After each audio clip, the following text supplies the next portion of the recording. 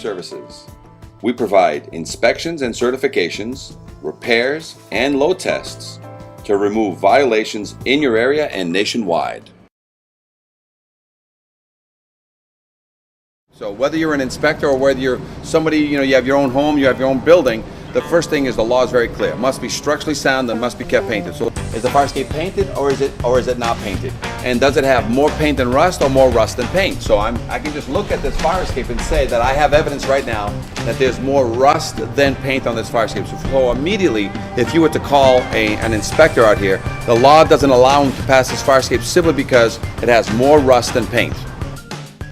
And structural means that if the fire escape is 50 to 75 years old, when any inspector is looking at it, he's got to see some evidence of maintenance. And maintenance means that I have to see a change in bolts, I have to see a change in rivets, I have to see some new hardware.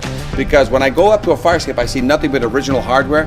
That hardware is 50 to 75 years old. It's been out in the weather 50 to 75 years, and it's just impossible for not one of those rivets, one of those bolts to be changed in 50 to 75 years. And whenever that occurs, what I have is a fire escape that somebody's been constantly painting, but they've never done anything structurally to it. So now that makes the entire fire escape pretty much suspect.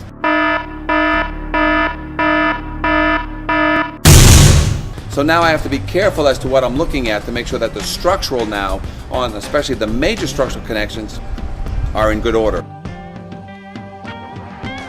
Thank you for watching our video. Please call us today at 800-649-3333 to discuss your fire escape issue with a live inspector or schedule an inspection in your area today. Fire escape engineers, inspector summary video. This is fire escape number 6 of 7. There is no access to this fire escape, but we are going to talk about some of the issues that it has. It's an enclosed area. We have a ladder that doesn't come all the way to the ground. So the ladder there and the landscaping down below needs to be addressed so that the ladder does go down and hits the ground. The main issue on this fire escape number 6, as you can see, is the dangling piece of steel. This is one of the reasons why it's very difficult to walk up, because a lot of these are just original hardware that has popped all its bolts. A lot of rust jacking, severe rusting on all the connections, as you can see there. Severe. Going up one floor, you can see the severe rusting in all the joints and all the corners. Okay, severe rust into the building. All the staircases are original hardware, full of rust. This one is 7 stories as opposed to every other one being 6 platforms. This one has 7 platforms. No railings. No railings protecting you from falling into the pit. All the fire escapes on the left side don't have a rail on the left side. Cement issues, clips, supports. All these platforms will not support a load because, again, the outside flats, like that one, that are made to be married to the rail acts like a truss tied into that 4-inch flat, tying in and unifying all the supports. Every single one of them is popped, and these flats are falling off the front face. So a life safety issue on this entire structure. Any and all problems on this fire escape similar to fire escapes 1 through 5. Any questions? Fire escape engineers, inspector summary video. This is fire escape number 6 of 7 here in White Plains. The smoke, the flames, and the frightened faces, all in a firefighter's line of duty. But Chief William Hitchcock remembers the night it wasn't the fire that almost stopped him. Oh, I was scared to death. But the fire escape that broke underneath him. Where the railing just came away from the building. And our investigation found across Massachusetts more unsafe fire escapes. Rusty, deteriorating, crumbling, broken. And what state officials didn't know, the system they set up to keep fire escapes safe is also falling apart. The potential ramifications are disastrous. So let's look at this one. This expert ironworker is licensed to build, maintain, and inspect fire escapes. So then over here? For months, we examined dozens of them with alarming results. Looking at this today, would this pass inspection? No. In dormitories, at theaters, at homes, and apartment buildings. Rust is actually eating away the metal of the fire escape. Correct. And the bottom line? It'll get weak and then eventually it'll fall. This one has rotted connections. This one missing bolts, twisted metal. Would the stairs come down? No, never come down. This one, a broken tread. So how dangerous is it for the people inside this building?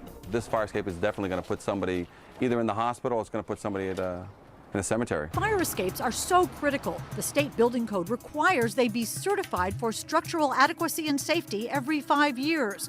But our investigation found that safeguard is simply being ignored.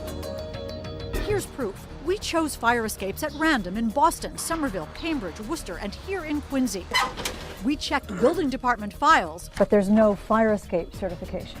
Not in this file. to see if building owners had submitted their mandatory inspection reports. There's no certification in this one either. Right. Bottom line, not one we checked in Quincy had been certified as safe.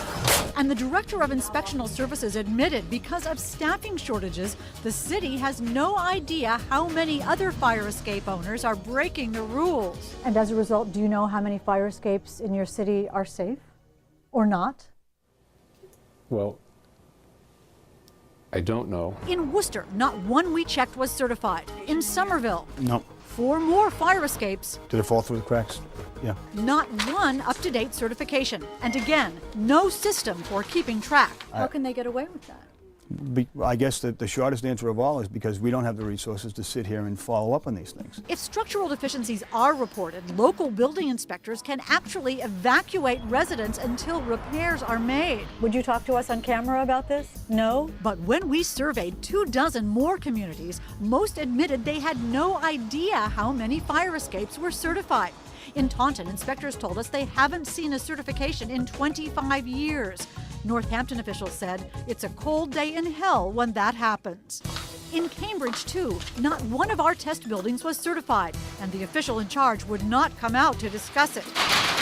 In Boston, where there are more than 8,000 fire escapes, again, according to inspectional services, not one we checked was certified.